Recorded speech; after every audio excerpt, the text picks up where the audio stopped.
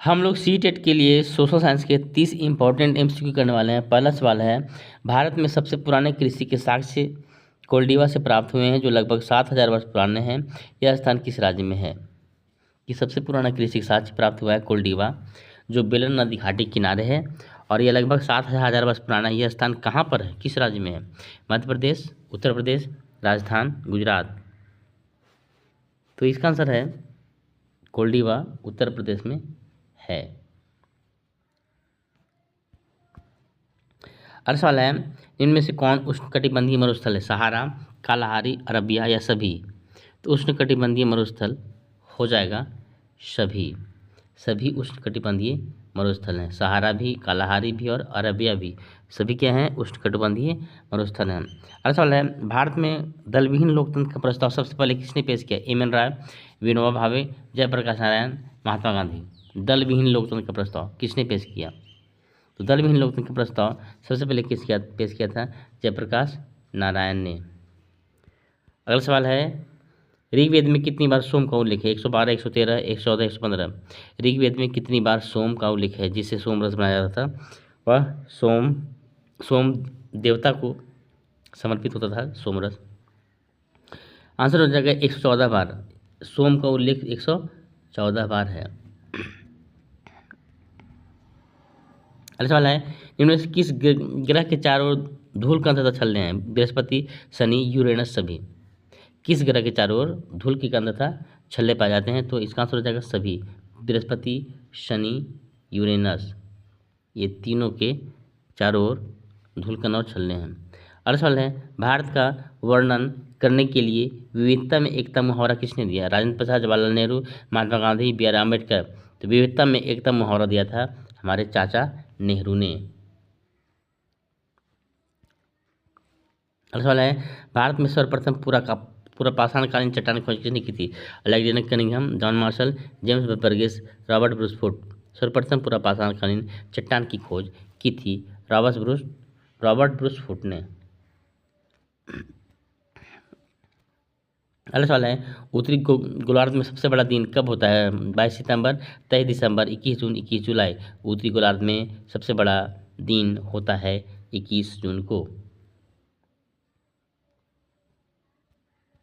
अगला सवाल है, संघ सूची को संविधान की किस अनुसूची के तहत रखा गया है? अनुसूची 7, अनुसूची 8, 9, 10। संघ सूची को संविधान की अनुसूची 7 के तहत रखा गया है।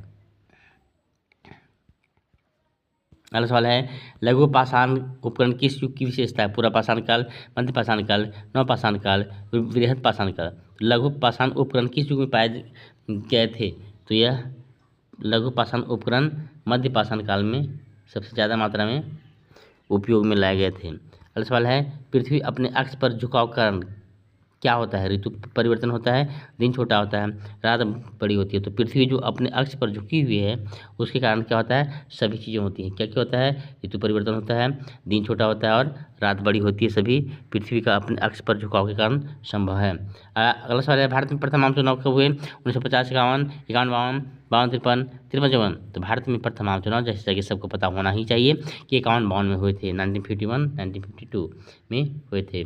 You should know. अगला सवाल है, इनाम गांव से कब्र के साक्ष्य प्राप्त हुए, इसका संबंध किस काल से है? नवपाषाण काल, ताम्रपाषाण काल, पूर्वपाषाण काल, मध्यपाषाण काल। इनाम गांव से क्या पाया गया है? कब्र के साक्ष्य पाए गए हैं। तो इसका संबंध किस काल से, किस काल में पाया गया था इनाम गांव से कब्र के साक्ष्य? तो इसका आंसर हो जाएगा ताम्रपाषाण काल। ताम्रपाषाण काल में इनाम गांव से कब्र के साक्ष्य प्राप्त हुए थे। अगला सवाल है, हिमालय पर्वत का निर्माण किस सागर के मलबे संकुचन से हुआ है? भूमध्य सागर, टेथी सागर, कैस्पियन सागर, हिंद महासागर। तो हिमालय पर्वत का निर्माण टेथी सागर के मलबे संकुचन से हुआ है। हिमालय पर्वत, टेथी सागर, हिमालय पर्वत, टेथी सागर। Okay okay okay. उसके बाद है कि ऐसी राजनीतिक व्यवस्था जिसमें एक से ज़्यादा स्तर की सरकार हो क्या कहलाती है? धर्मनिरपेक्ष, गणतंत्रात्मक, संघवाद, उदारवादी। ऐसी राजनीतिक व्यवस्था जिसमें एक से ज़्यादा स्तर की सरकार हो उसे कहेंगे हम संघवाद। उसके बाद होगा कि लोहे की प्रथम प्रयोग का साक्ष्य अतरंजी खेड़ा से प्राप्त हुआ। यह स्थान किस राज्य में है? लोहे के प्रथम प्रयोग का साक्ष्य कहाँ से प्राप्त हुआ है? अतरंजी खेड़ा से। ये पूछा किस राज्य में है? मध्य प्रदेश में है, उत्तर प्रदेश में है या राजस्थान में या कोई राज्य में? तो इसका उत्तर हो जाएगा उत्तर प्रदेश में। अतरंजी खेड़ा कहाँ पर भैया? तो उत्तर प्रदेश में है। अगला सवाल है कि तारों की परिक्रमा करने वाले प्रकाश रहित आकाशीय पिंड को क्या कहा जाता है? ग्रह, तारा, खगोलीय पिंड, तारामंडल। तारों की परिक्रमा करने वाले प्रकाश रहित आकाशीय पिंड को कहते हैं ग्रह। ठीक है, ठीक है, ठीक है, ठीक है, कोई बात नहीं, कोई बात नहीं। अगला सवाल है, एक निश्चित क्षेत्र जहाँ रहने वाले सभी मतदाता अपने प्रतिनिधि चुनते हैं कि क्या कहलाता है? राज्य सीमा, निर्वाचन क्षेत्र, सीमा। राज्य सीमा, निर्वाचन क्षेत्र, सीमा। 2 बार सीमा हो गया। कहाँ हो सीमा तुम? तो एक निश्चित क्षेत्र जहाँ रहने वाले सभी मतदाता अपना प्रतिनिधि चुनते हैं वह कहलाता है निर्वाचन क्षेत्र। ये तो सबको पता ही है, पर ये सवाल पूछा है, सीटेट में आया हुआ है, दैट इज वाई आस्क्ड। मिट्टी के बर्तनों के निर्माण किस युग की विशेषता है? नवपाषाण काल, ताम्रपाषाण काल, पुरापाषाण काल, मध्यपाषाण काल। मिट्टी के बर्तनों का निर्माण है सो नवपाषाण काल में सबसे ज़्यादा हुआ था। मिट्टी का यूज ही नवपाषाण काल में शुरू हुआ था, मिट्टी के बर्तनों का। अगला सवाल है, दो देशांतर रेखाओं के बीच की दूरी विश्व दूरी पर अधिकतम कितनी होती है? 111, 222, 333, 444। 2 देशांतर रेखाओं के बीच की दूरी विश्व दूरी पर अधिकतम कितनी होती है? तो होता है 111 किलोमीटर होता है। ये आसान क्वेश्चन है, ये पता होना चाहिए सबको, कितनी बार करवाया गया है। अगला सवाल है, भारतीय संविधान के किस अनुच्छेद द्वारा अस्पृश्यता के अंत और इसका प्रयोग दंडनीय अपराध? अस्पृश्यता का अंत 15, 16, 17, 18। अस्पृश्यता का अंत अनुच्छेद 17 का विषय है। कौन सा विषय है? अनुच्छेद 17 का विषय है। भारतीय संविधान के अनुच्छेद 17 में अस्पृश्यता का अंत किया गया है। अगला सवाल है कि तृतीय बौद्ध संगीति किस स्थान पर हुई थी? राजगिरी, वैशाली, पाटलिपुत्र, कश्मीर। तृतीय बौद्ध संगीति हुई थी पाटलिपुत्र में, उसमें अशोक शासक था। ठीक है। बिग बियर किसका उदाहरण है? आकाशगंगा का, नक्षत्र मंडल का, तारा का, गैलेक्सी का। तो बिग बियर उदाहरण है नक्षत्र मंडल का, बिग बियर। अगला सवाल है कि भारतीय संविधान की 12वीं अनुसूची में कितने विषय हैं? 17, 18, 19, 20। तो भारतीय संविधान की 12वीं अनुसूची में 18 विषय हैं। ये अंतिम सूची है, पता होना चाहिए कि संविधान में 12 अनुसूची है। हड़प्पा स्थल की खुदाई किसके द्वारा की गई थी? पी.के. थापर, दयाराम साहनी, वी लाल, अमलानंद घोष। हड़प्पा स्थल की खुदाई की गई थी दयाराम साहनी के द्वारा। ये भी तो पता ही होना चाहिए था। ठीक है। अगला सवाल है, पृथ्वी की आयु लगभग कितनी है? 1.6 अरब वर्ष, 2.6 अरब वर्ष, 3.6 अरब वर्ष, 4.6 अरब वर्ष। पृथ्वी की आयु लगभग है 4.6 अरब वर्ष।